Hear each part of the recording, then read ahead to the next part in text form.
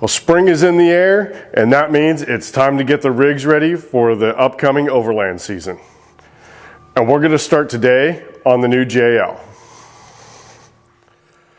Now, I've had the JL for a few months now, but really I haven't done much to it other than give it a little bit of a cleanup and get the wrap redone.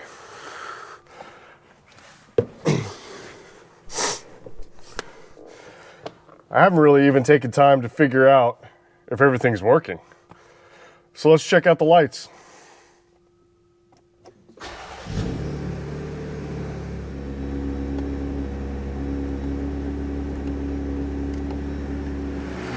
All right, let's see what we got.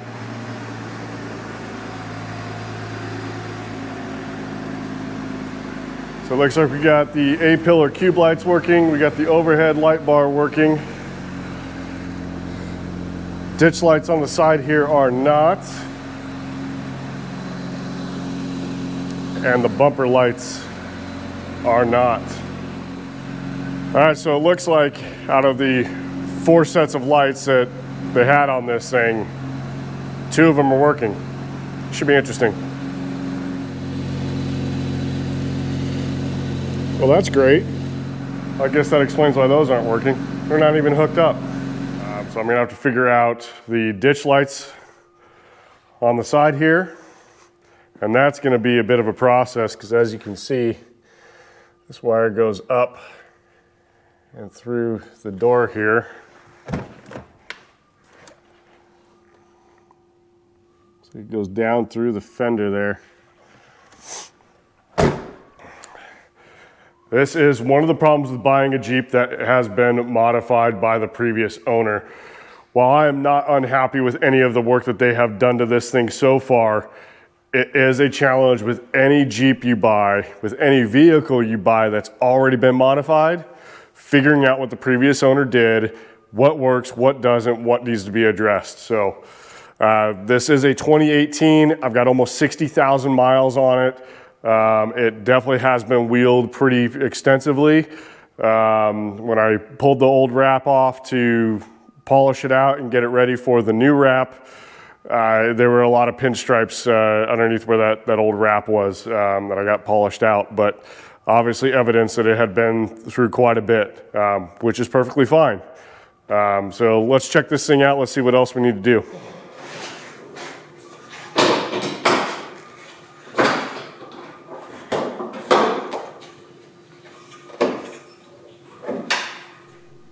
All right, so straight away under the hood, I found a couple of things. This does have a master cutoff switch, which is nice. That does appear to be in order and connected.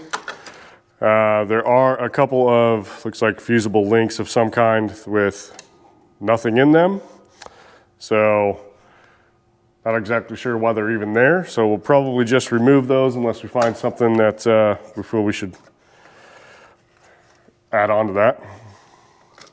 Engine bay is a bit dusty and dirty, which again is to be expected, but we'll get that cleaned up here. Brake fluid's starting to look a little dark, so I might look at flushing that out. Coolant level seems to be just a little bit low. All right, so the air filter is a bit dirty. Not terrible, it's definitely usable for a little while, but I think I'm just gonna go ahead and replace it. Now I do suspect that the cabin air filter is probably pretty dirty. So I'm gonna go ahead and just get one of those on order and get that done. I'm not even gonna bother trying to check it until I got a new one. I do know from pulling the inner fender liners out that on the inside, they are pretty dirty.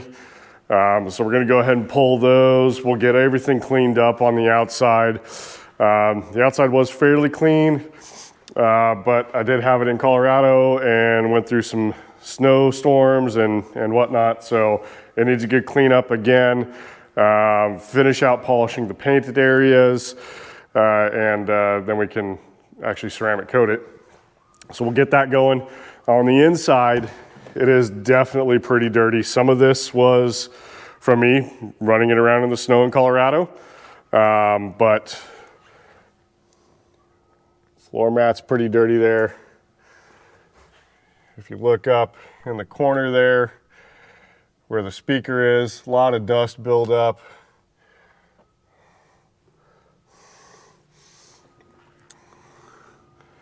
You can see a nice spot here on the passenger headrest. I don't know if that's,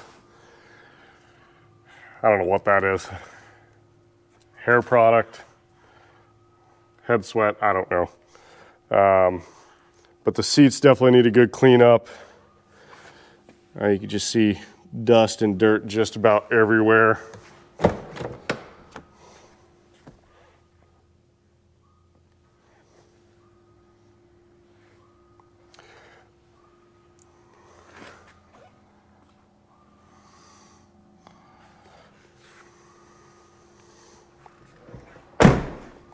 Go around to the back side here. This is where it really gets interesting.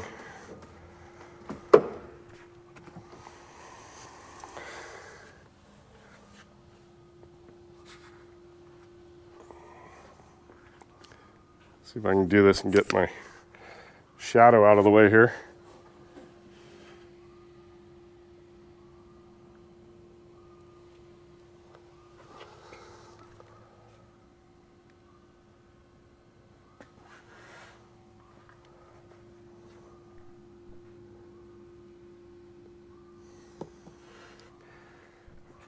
So yeah, quite a bit of dirt and grime that's going to need to be addressed on this. So it's going to be a big process, just tearing everything apart and getting it all cleaned up. But that's the way I like it. So we're going to go ahead and get started on getting this thing cleaned up, I think, and then we can actually get started on some of the projects. I do have, shut this down here.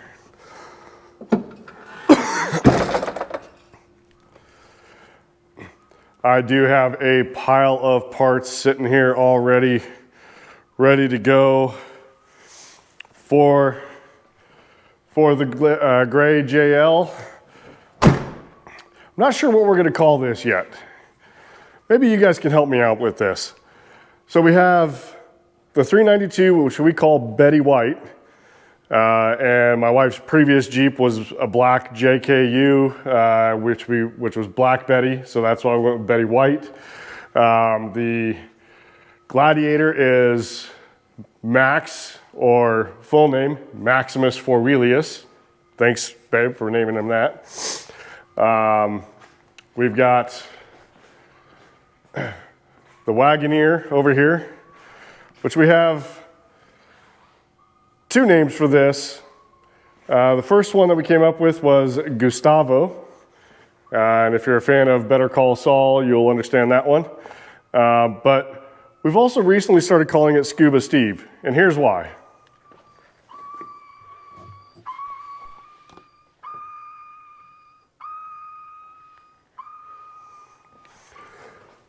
So as this thing sits, it has that annoying chime. And so while I'm in the shop, I hear that constantly. And it reminds me of all the old like 90s submarine movies where they're down in submarines and you hear that sonar going off, that ding, ding. So we started calling him Scuba Steve. I don't know, let me know what you think. So the Wagoneer, Gustavo or Scuba Steve. And the gray Jeep, we have no ideas. So help us out here. Drop a note in the comments. Let us know what you think we should name the gray Jeep 2018 JL Wrangler. Let's see if we can find a name for this thing. I'm gonna get started on cleaning this thing up. So that means I gotta pull it out, get my car wash stuff ready. So we'll get that going here.